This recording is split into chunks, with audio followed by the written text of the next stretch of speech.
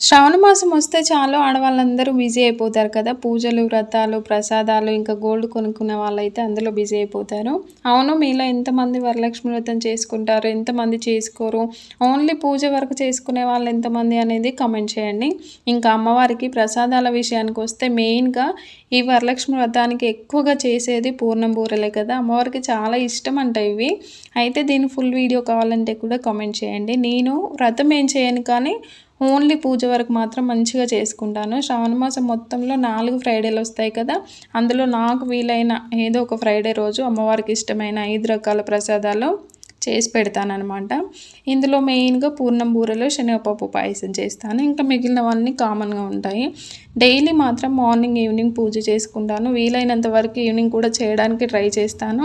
ఏం చేస్తాం, ఇంకా చూడాలి. అమ్మవారు దీవిస్తే నెక్స్ట్ ఇయర్ అయినా ఈ వ్రతాన్ని చేసుకోవాలని మనస్ఫూర్తిగా కోరుకుంటున్నాను.